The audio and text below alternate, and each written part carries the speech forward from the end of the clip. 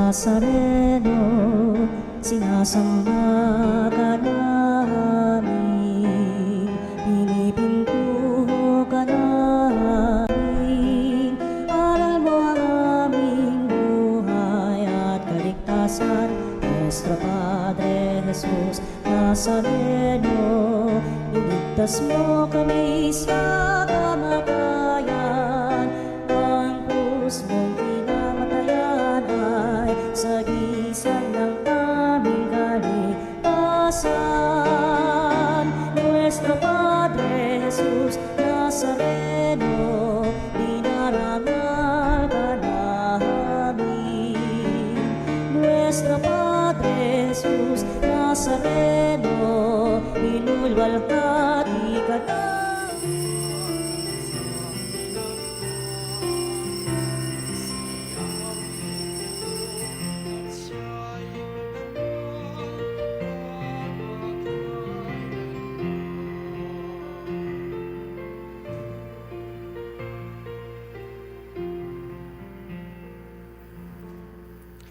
Halina't simulan natin ating pagdiriwang ngayong Red Wednesday sa ngalan ng Ama at ng Anak at ng Espiritu Santo. Amen.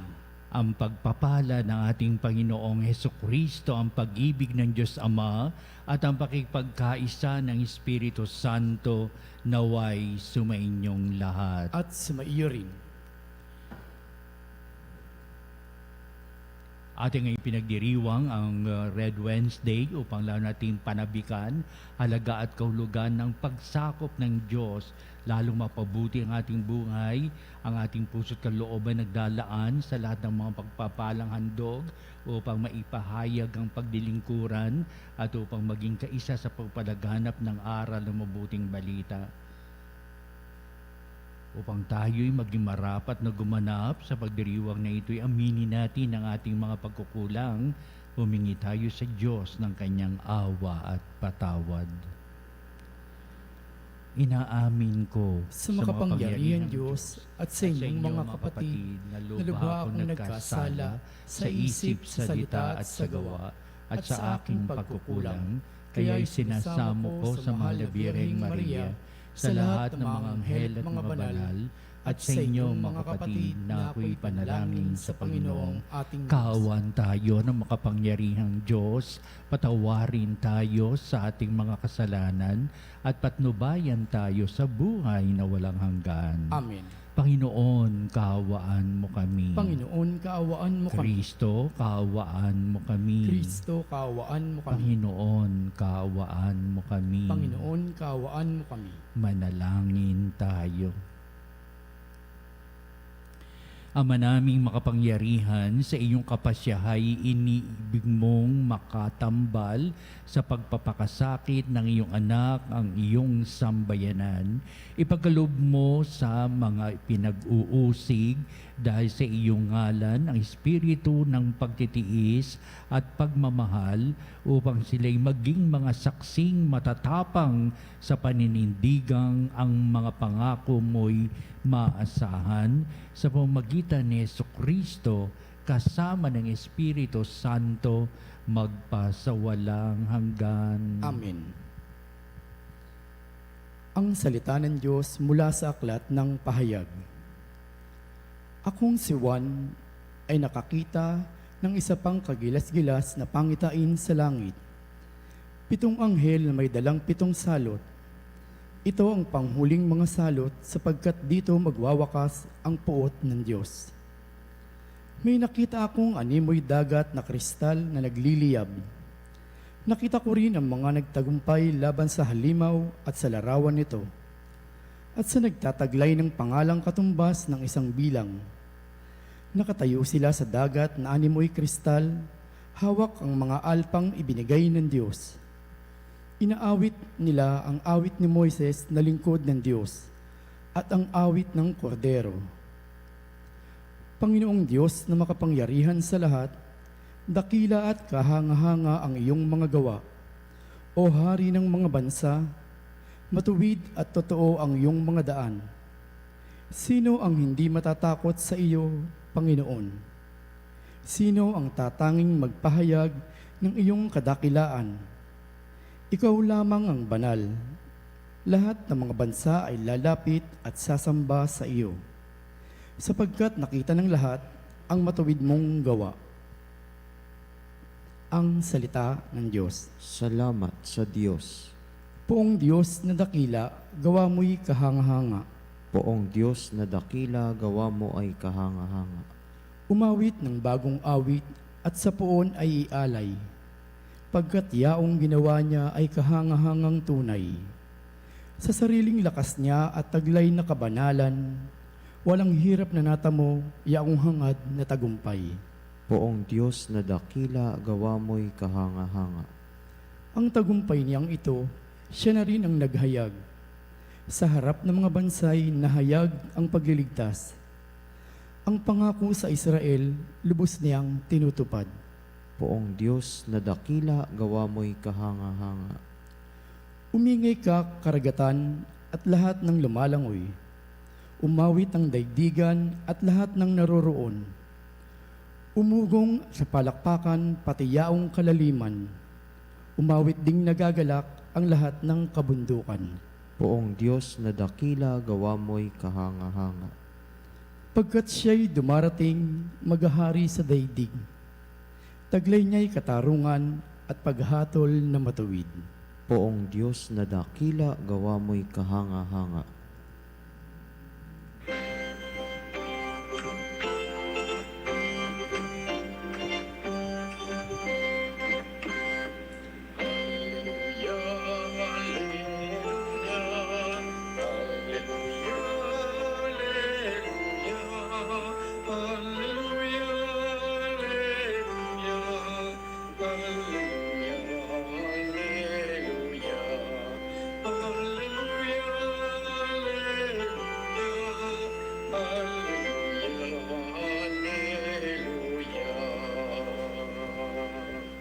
Sumainyo ang Panginoon At sumaiyo ang rin. pagpapahayag sa Ebanghelyo ayon kay San Lucas. Papuri sa iyo, Panginoon. Noong panong yun, sinabi ni Jesus sa kanyang mga alagad, darakpin kayo at uusigin. Kayo'y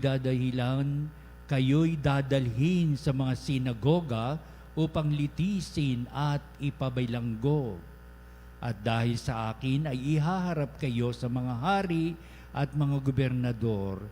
Ito ang pagkakataon ninyo upang magpatotoo tungkol sa akin. Ipanatag ninyo ang inyong kalooban.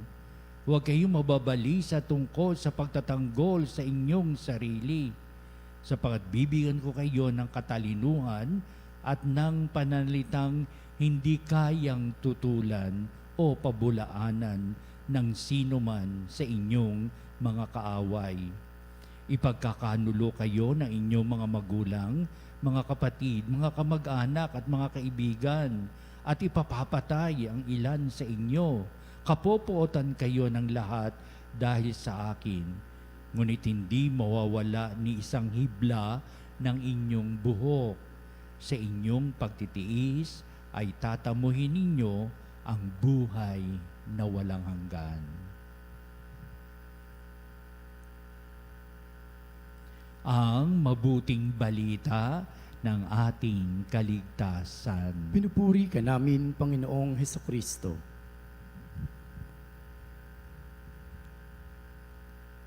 Red Wednesday, tayo ngayon nagdiriwang ng banal na misa sapagkat ang mga bagay na dapat pantungkulan itong ating puso't kalooban at higit sa lahat ang ating mga panalangin sa mga tinaguriang mga persecuted Christians. Oo, maraming mga kabigo ang dumarating tayo mga Kristiyano to the extent na talagang may pagdanak ng dugo sapagkat may kabiguan na taglay, mayroong pagkakanya-kanya at ito'y napakahalaga. Inuusig ang mga taong nasa tapat na buhay na pagpapala ng Diyos. Sa kabila ng kanilang katapatan sa Diyos, sa kabila ng kanilang mga ginagawang lahat sumunod sa kalooban ng Diyos, marami pa rin taong umuusig, tumutuligsa, marami pa rin taong pinapapatay at talagang dumadanak ang dugo At ito ang ating inaalaala ngayon. Naalaala natin ang mga persecuted Christians na kailangan tayo'y sama-samang manalangin at sama-samang may ganitong advokasya. Magtutulungan tayo sa panalangin at sa pamamaraan kung paano tayo nabubuhay ng naaayon sa aral ng mabuting balita. Kaya nga ba sa lahat ng simbahan at ito ay pagdiriwang ang tinaguriang Red Wednesday, pagtulong pa rin natin sa mga simbahang nangangailangan, Church in Need. Kaya mga simbahang nangangailangan at tayo'y magtutulungan nang sa gayon maging makahulugan itong pagdiriwang ng buhay sa ilalim ng pagpapala ng Diyos. Tama-tama itong ating mabuting balita na ipinahayag ng ating Panginoon Kristo. Sapagkat talagang itong mga pinaliwanag ni Kristo ito naganap talaga ni mismo sa kanyang buhay nang siya ay pagsigawan ng mga tao, ipako sa krus, sapagkat pinaratangan siya ng kasalanang hindi naman niya talagang ginawa.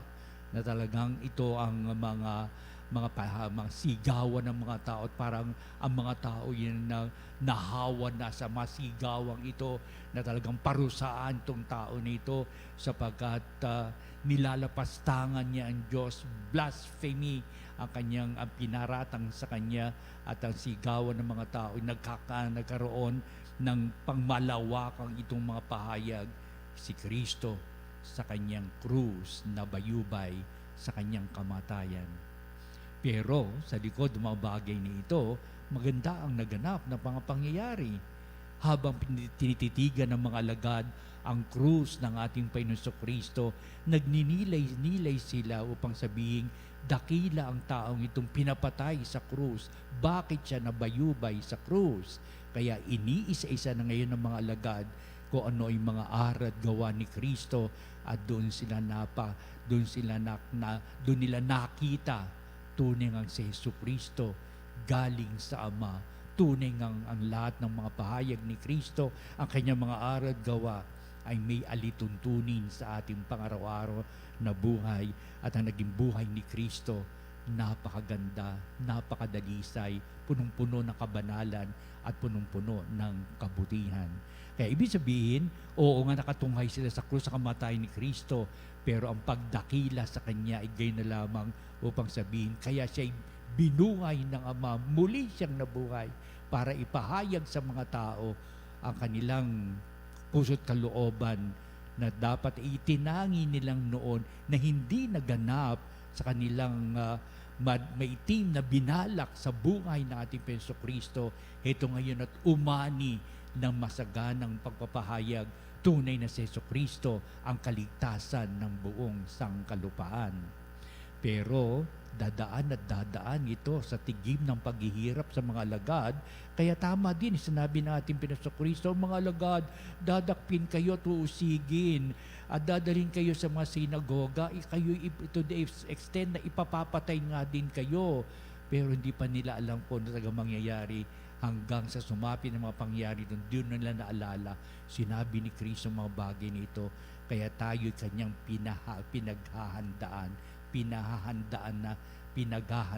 humanda daw tayo sa ganitong pagdating ng mga pagkakataon na meron tayong mga uusigin, dadalhin sa mga sinagoga at pararatangan tayo hanggang tayo ay mamatay.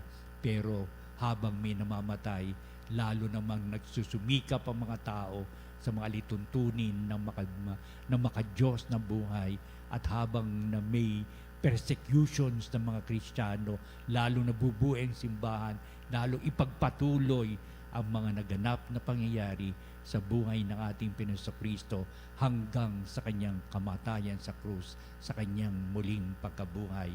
Ang napakalaga dito ay talagang mabuksan ang puso't isipan ng mga tao pang magkaisa sa larangan ng mga ipinahayag ng aral at gawa. Ang aral gawa ni Kristo nagbibigay ng daan para sa mga taong talagang pinaninindigan ang lahat ng kabutihan na nanggagaling sa Diyos upang kabanalan ang buhay ay kanilang maitangi at mawala at maibsan o kaya talikuran ang ano pamang walang saysay na makabubuti sa buhay ng tao. Kaya mangyari man ang mga bagay na ito, kung ang ating Kristo Kristo nagpapahayag noon sa ng pagkakataon, sapagkat ang umiiral na kaisipan ng mga tao noon, hindi maglalaod, magwawakas na ang daigdig, magugunaw na ang daigdig. Kaya marami ang tatakot. Ang nagtatanong sila sa ating Kristo Kristo, anong mga palatandaan para handa kami? Kailan mangyayari ito? Alam mo ba, Jesus na taga Nazaret, kung kailan mangyayari mga bagay nito, isa lamang sinasabing katugunan ng ating Kristo Kristo. Hindi yung tuwirang sinasagot ang mga katanungan ng mga tao, pero ang sinabi niyang, maghanda kayo. Paghanda kayo. Ikalawa, talagang dadaan tayo sa ganitong maraming pagsubok ng buhay. Dadaan tayo sa mga sakuna, sa mga lindol, mga dalubyong iyan, at ano pa mang mangyayari. Pero kung kayo sa paghahanda, imumulat kayo sa higit na katotohanan na mga bagay nito ay hindi sa pagkapanalig sa Diyos, kasawi ang idinudulot, kundi ang mga bagay nito may ibinibigay na matuwid na landas para sa ating buhay. Ito ang ating papanalangin. Naway mabuksan ang ating mga isipan na talagang hindi ang makalmundong ibabaw umiiral na madalas ay may pagkakanya-kanya, madalas na may pagdanak ng dugo, madalas na walang pagpapahalaga sa karangalan ng buhay. Kaya maganda kayo sapagkat ito ang makikita ninyo, pero ang pagpapahayagan natin ng panalangin ay upang mabuksan ang isipan ng mga tao sa tunay na kahulugan ng ating buhay, pananampalataya, nating buhay at pamumuhay. Maganda tuloy na sasabi ng ating Panginoon, huwag kayong mag-alala. Ito nakita natin kung ano yung pagpapahalaga ni Kristo sa Diyos. Who is God in the life of our Lord Jesus Christ? That little by little, He is telling to the people for us to realize the goodness of God. Alam ba ninyo ang isipan ng mga tao, ang pagkilala niya sa Diyos, ang Diyos na hindi nagpapatawad, ang Diyos na nagpaparusa, ang Diyos na maggalit sa mga tao, ang mga taong na pinagagalingan iba't ibang uri ng makasamaan. Oo, mga ganyang mga bagay. Pero sabi ni Kristo, alam ba niyo sa likod ng pagkagalit ng Diyos, naroon pa rin ang kanyang pagmamahal at ang lahat ng pagpapala ay binibigay pa rin sa mga tao. Kahit na ikaw'y makasalanan, iniibig pa rin ng Diyos. Ganito siya magmahal. Pero siya rin ang magbibigay ng daan upang may pagpapanibago ng buhay. Kaya nga ito ang binabandera ng ating Kristo Kristo nung siya nabubuhay pa. Repentance and forgiveness, ang susi na isang magandang buhay, ang susi na isang mapagpalang buhay. Kung mayroong pagpapatawad ng makasalanan, sapagkat may pagbabago ng buhay na magaganap, so be it, mangyayari at mangyayari. Iyan ang pinahayag na ating Panginoong Jesucristo. Tinan ninyo, sasabihin ni Kristo, ang buhok ninyo bilang na bilang, ganyan ang pag-ibig ng Diyos, kilalang kilala at alam niya. That is the goodness of the Lord. That is the fidelity of the Lord to the life of all in His creation. Ganyan talaga magmahal ang Diyos. Yan ay dapat nating makita at makilala. Yan dapat nating tanggapin sapagkat ito ang mga pamamaraan para mawala ang ano pa mang ibinibigay ng makasanglibutang ito. Let this be realized, and one's announcement of this realization will go on through and through the life of people. Magiging maganda na ang ating buhay sapagkat namumula tayo sa maraming katotohanan na magandang buhay na inilalaan ng Diyos para sa ating lahat. Hindi ko malilimutan palagi at pray for the goodness of the Lord to be the way of life of the people in town, upang sabihin, dakila ka o Diyos, sapat ang iyong pagpapalay, umaalingaw-ngaw sa mga taong may dakilang puso upang ito ay mapa sa iba pang mga tao at mabuksan din ang kanilang puso at isipan sa pamamagitan ng aral ni Kristo ngayon at magpa sa walang hanggan. Amen.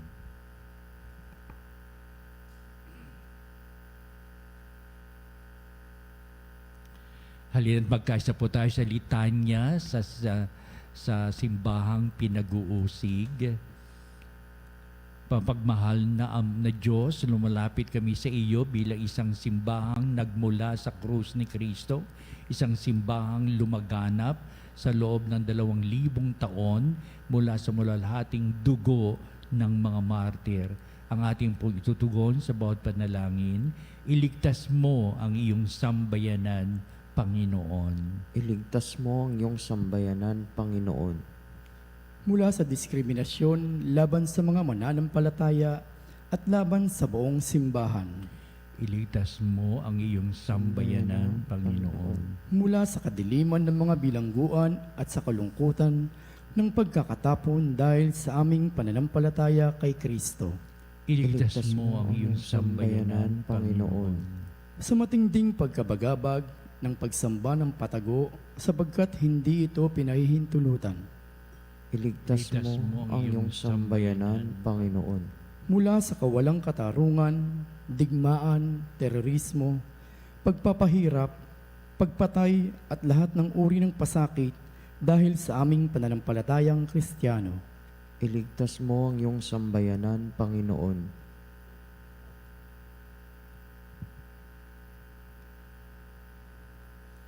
Ating ngayong itugon sa bawat pagsamo, sa iyo, Panginoon, kami umaasa. Ulitin natin. Sa iyo, Panginoon, kami umaasa. Para sa mga obispo at paring pinagbabawalang isagawa ang kanilang ministeryo sa simbahan o sa anumang lugar. Sa iyo, Panginoon, kami umaasa. Para sa reliyoso at mga misyonerong inahayo, subalit hindi maisagawa ang kanilang misyon. Sa iyo, Panginoon, kami umaasa. Para sa mga bukas palad na lalaki at babaeng pinipigilang maisakatuparan ang kanilang paghuhubog sa buhay reliyoso. Sa iyo, Panginoon, kami umaasa. Para sa mga magulang na nawalan ng pagkakataong makapagbigay ng tamang aral sa pananampalataya sa kanilang mga anak. Sa iyo, Panginoon, kami umaasa. Sa mga profesional at mga ordinaryong manggagawa, hindi mabigyan ng pantay na karapatan at oportunidad dahil sa kanilang pananampalataya. Sa iyo, Panginoon, kami umaasa. Amang mapagmahal, batid namin ang pagtutunggalian ng buhay at kamatayan dahil sa aming pakikiisa sa iyong anak at sa aming pagsambit ng pananampalataya sa Kanya. Pagaanin mo ang sakit na aming dinarama. Naway ang mga paghihirap na naranasan na iyong simbahan ay maging daan para sa buhay at paghihilom ng mundo sa pamagitan ni Kristong ating Panginoon. Amen.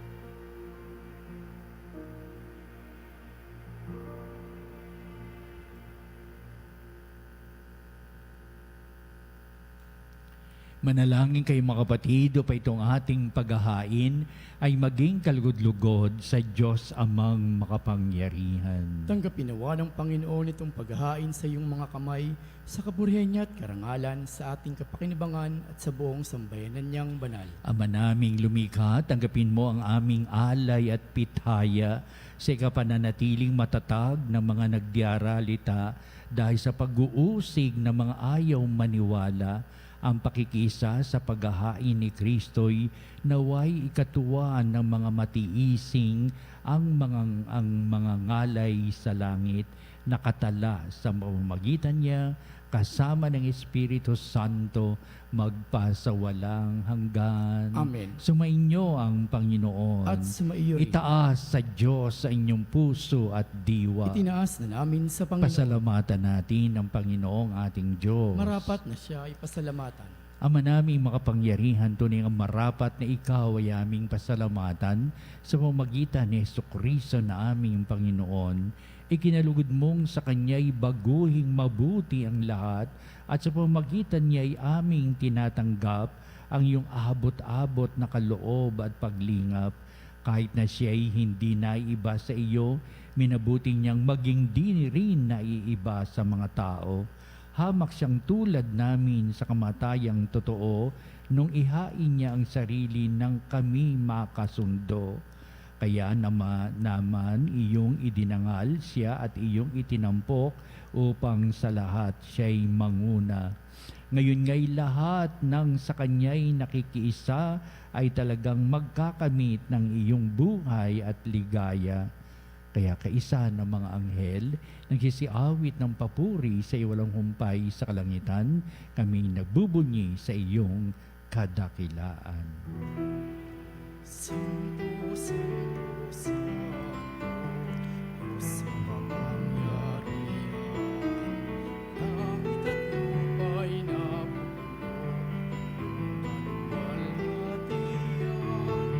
Hosana sa kaitaasan, pinagpalang naparirito sa ngalan ng Panginoon. Hosana sa kaitaasan.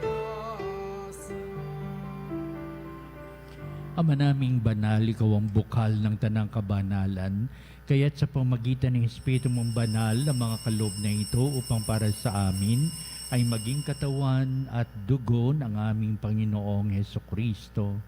Bago niya pagtiisang kusang loob na maging handog, hinawakan niyang tinapay, pinasalamatan kanya, pinagati-hati niya yon, iniabot sa kanyang mga lagad at sinabi, tanggapin niyong lahat ito at kanin. Ito ang aking katawan na iyahandog para sa inyo.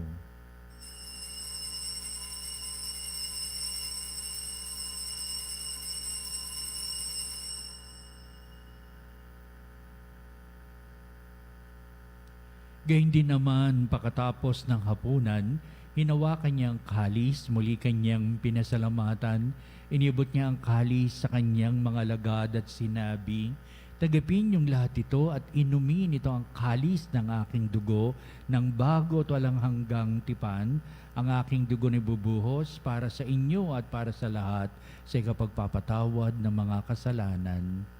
Gawin niyo ito sa pag-alaala sa akin.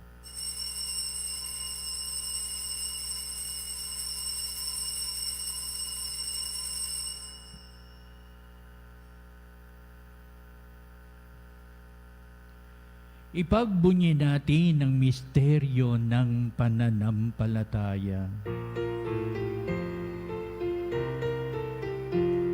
Si Kristo'y nabuhay, Si Kristo babalik sa wakas ng panahon. Ama, ginagawa namin ngayon ang pag-alaala sa pagkamatay at muling pagkabuhay ni anak, kaya tinialay namin sa iyo ang tinapay bibigay buhay at ang kalis na nakakaloob ng kaligtasan.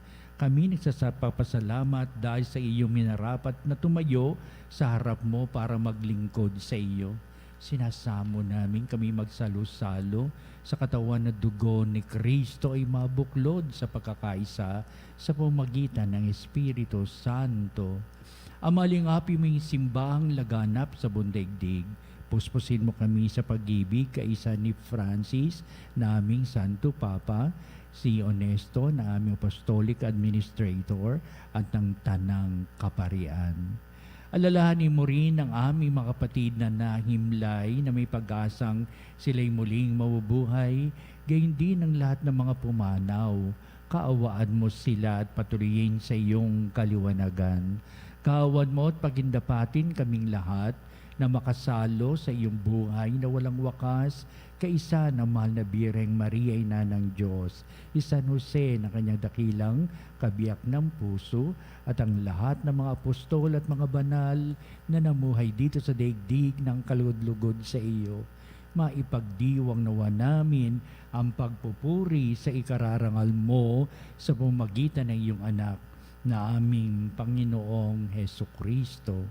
Sa pamamagitan ni Kristo, kasama niya at sa Kanya, o Diyos amang makapangyarihan, ikaw ay pinupuri at ipinagdarangal kaisa ng Espiritu Santo magpa sa walang hanggan.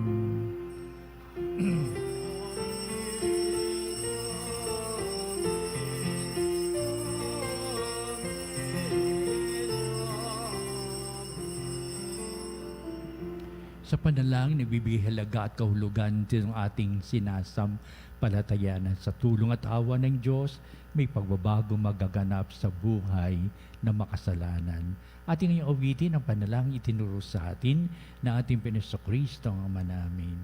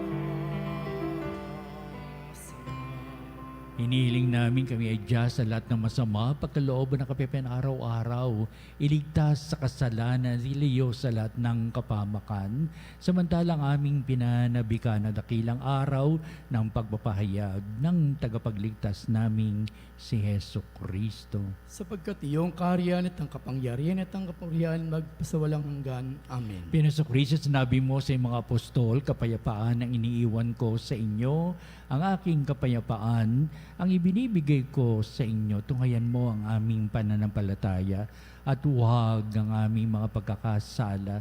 Pagkalooban mo kami ng kapayapaan at pagkakaisa ayon sa iyong kalooban, kasama ng Espiritu Santo, magpa sa walang hanggan. Amen. Ang kapayapaan ng Panginoon ay laging sumainyo. At sumaiyo rin. Magbatian tayo at magbigay ng kapayapaan sa isa't isa. Peace be with you.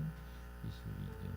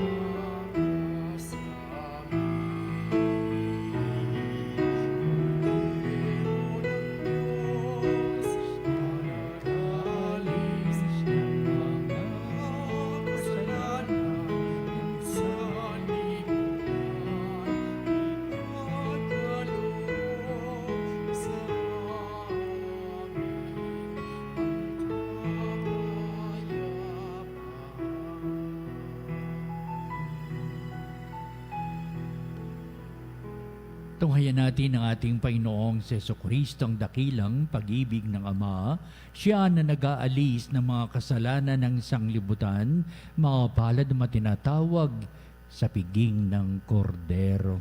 Panginoon, hindi ako karapat-dapat na magpatuloy sa iyo, ngunit sa isang salita mo lamang ay gagaling na ako.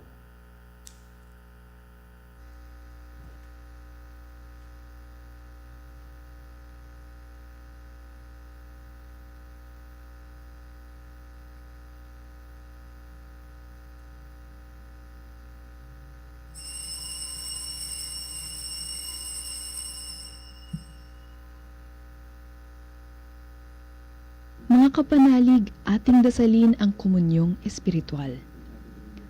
O Jesus, nananalig ako sa pananahan mo sa kabanal-banalang sakramento. Minamahal kita higit sa lahat at hangad ka ng aking kaluluwa. Hindi ko man matatanggap ngayon ang iyong katawan at dugo, inaasahan ko na patuloy kang mamumuhay sa aking puso. Naniniwala ako na narito ka at kaisa ka ng aking buong pagkatao. Huwag mong ipahintulot na mawalay ako sa iyo. Amen. Panalangin sa mahal na Birhen ng Katotohanan. O Birhen ng Katotohanan, Ina ni Jesus, ang nagkatawang taong salita. Salamat sa iyong anak. Tinatanggap ko siya bilang aking katotohanan at kaligtasan. Sa pagkikinig sa salita ng Diyos, tulungan mo akong maging malaya sa oras ng hirap at pagsubok. Linawin mo sa akin na nasa krus ang tagumpay. Sa aking paglalakbay, akayin mo ako sa buhay ng paglilingkod at sa buhay na ganap at kasiyasiya. Kupkupin mo ako at ang aking mga kapanalig na nakikinig, natututo at nagmamahalan. O Maria, Birhen ng Katotohanan, ipanalangin mo kami. O Jesus, ikaw ang daan, ikaw ang katotohanan at ikaw ang buhay, iligtas mo kami. Amen. Amen. Manalangin tayo. Ama naming mapagmahal, pakundangan sa tinanggap na banal na pakikinabang, ang mga lingkod mo ay iyong dulutan ng lakas na mapanghawakan ang katotohanan at ipagkaloob mong ang mga nagtitiis ng pag-uusig at kahirapan ay makapanindigan sa ugaling Kristiyanong taglay sa gitna ng dusa at pagpapasan ng krus ni Kristong kanilang sinundan bilang tagapamagitan kasama ng Espiritu Santo magpasawalang hanggan. Amen. Muli ganapin natin ang panalangin para sa mga kaluluwa ng ating mga yumao. Panginoon naming Diyos, aming Ama, Ikaw po ang dahilan ng aming pag-iral at sa iyo galing ang aming hiram na buhay. Buong kababaang loob po kaming nananalangin sa iyo at nagmamakaawa. Kalugdan mo po ang mga kaluluwa ng aming mga mahal na kapatid na yumao na sa daigdig na ito at nanatiling nasa iyong mga kamay. Kunin mo po sila at bigyan ng katahimikan sa iyong kaharian at pakalinisin mo ang anumang karumihan upang sila'y maging karapat-dapat sa iyong walang hanggang kalinisan. Nasa iyong mga kamay, Panginoon, ang kanilang kaligtasan. Ilayo mo po sila sa apoy ng impyerno at bigyan ng puwang sa iyong kaharian. Magkaroon nawa ng katahimikan ng kanilang mga kaluluwa, gayon din ang kanilang espiritu at makapiling sana nila ang iyong kaluwalhatian, kadakilaan at pag-ibig na wagas. Di natin alalahanin ang ating mga masabuhay na yumao na.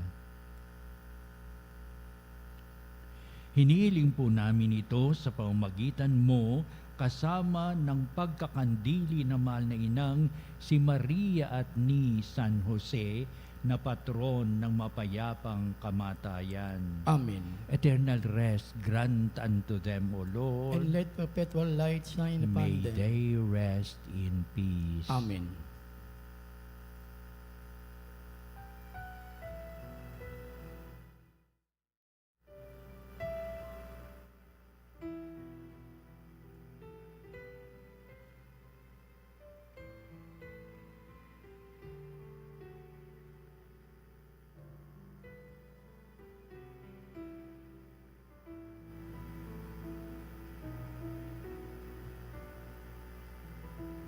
Isusunod po natin ang pagtatanghal sa kabalbanalang sakramento sa altar at sa ating pong pagtatanod kalakip ang ating pong mga panalangin. At sa badang huli, ito ang magbibindisyon sa atin bilang pagtatapos nitong ating banal na pagdiriwang ng banal na misa.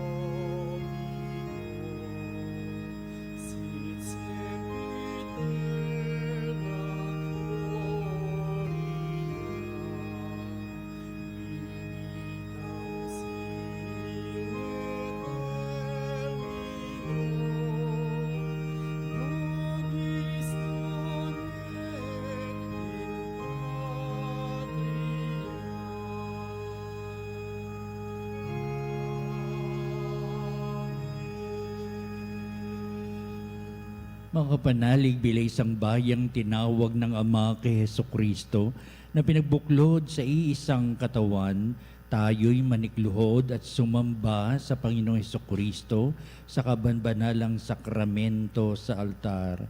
Sa sandaling ito ng pagpupuri at pagsamba sa banal na sakramento, alalahanin natin ang ating mga kapanalig na kasama natin ngayong nakikinig at nakasubaybay sa ating himpilan.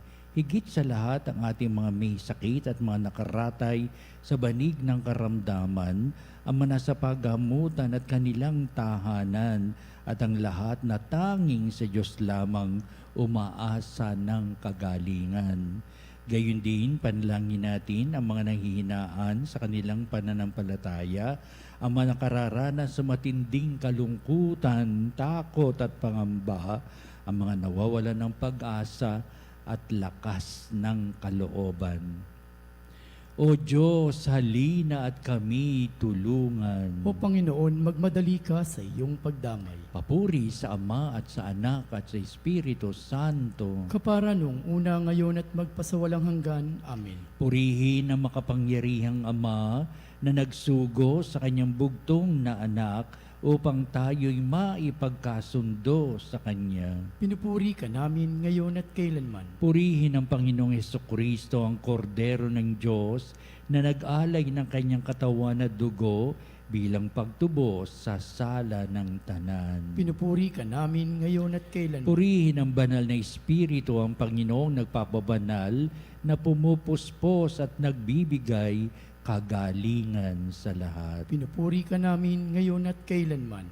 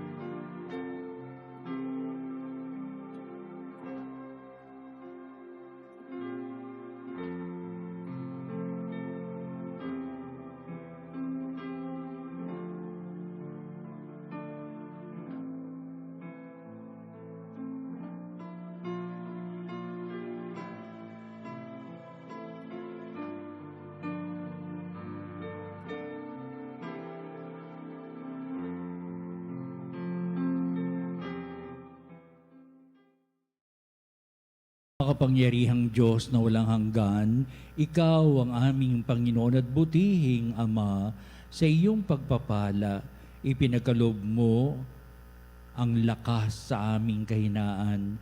Tunghayan mo po ng may kagandahang kalooban ang iyong mga lingkod na may sakit at karamdaman, ang mga nababalisa at nawawala ng pag-asa, ang mga natatakot at nalulumbay, at ang may matitinding suliraning taglay at pinagdara ng hirap sa buhay, at ang mga nasa bingit ng kamatayan.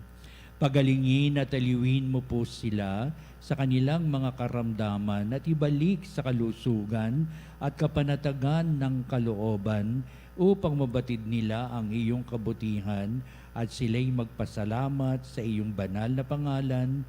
Hinihiling namin ito sa pamamagitan ni Kristo ang ating Panginoon. Amen. Panginoon, nagsusumamo kaming dalawin ang tahanang ito at alisin mula rito ang lahat na mapanirang kapangyarihan ng kaaway.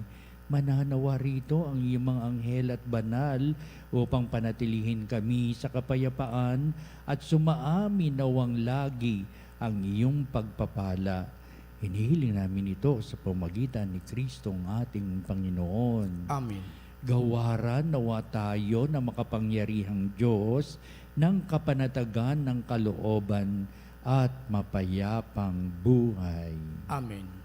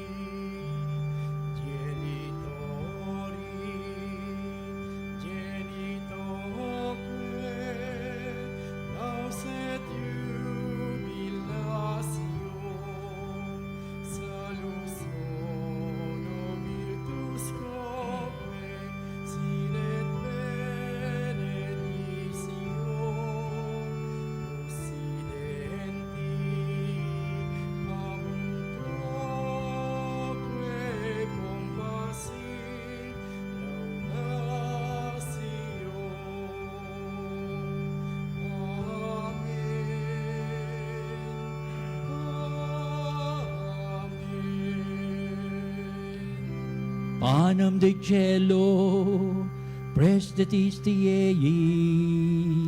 Omne declamentum mense habentem. Oremus.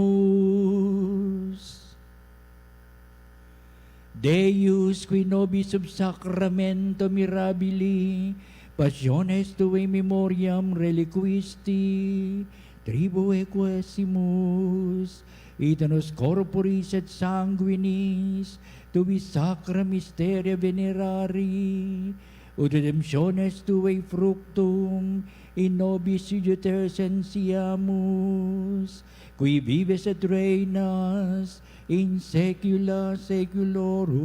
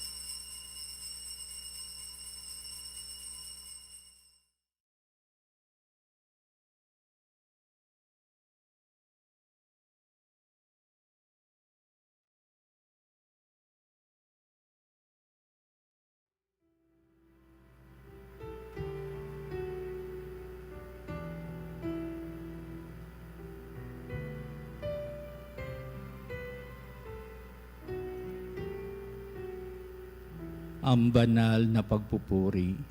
Purihin ang Diyos. Purihin ang Diyos. Purihin ang kanyang banal na pangalan. Purihin ang kanyang banal na pangalan. Purihin si Jesucristo, Diyos na totoo at tao namang totoo. Purihin si Jesucristo, Diyos na totoo at tao namang Purihin totoo. ang ngalan ni Jesus. Purihin ang ngalan ni Jesus. Purihin ang kanyang kabanal-banalang puso. Purihin ang kanyang kabanal-banalang puso. Purihin ang kanyang kamal-mahalang dugo. Purihin ang kanyang kamahal-mahalang dugo. Purihin si Jesucristo sa banal na sakramento sa altar. Purihin si Jesucristo sa banal na sakramento sa altar. Purihin ang Espiritu Santo ang mga Purihin ang aliw. Espiritu Santo ang mga aliw. Purihin ang dakilang ina ng Diyos, si Maria Santissima. Purihin ang dakilang ina ng Diyos, si Maria Santissima. Purihin ang kalsinisang paglilihi sa Kanya. Purihin ang kalinis-linisang paglilihi sa Kanya. Purihin ang kanyang malalhating pag-aakyat sa langit. Purihin ang kanyang maluwalhating pag-akyat sa langit. Purihin ang ngalan ni Maria, Birhen at Ina. Purihin ang ngalan ni Maria, Birhen at Ina. Purihin si San Jose, ang kanyang kalsinisang esposo. Purihin si San Jose, ang kanyang kalinis-linisang esposo. Purihin ang Diyos sa kanyang mga anghel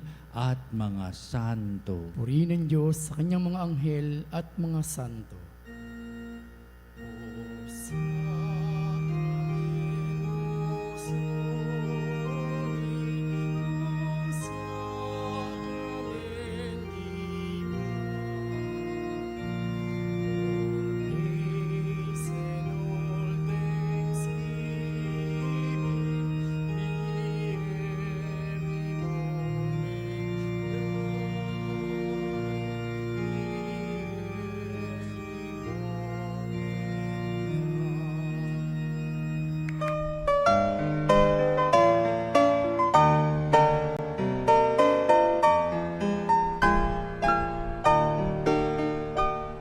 Nuestro Padre Jesus Nazareno, sinasamba ka namin, pinipintuho ka namin, aral mo ang aming buhay at kaligtasan.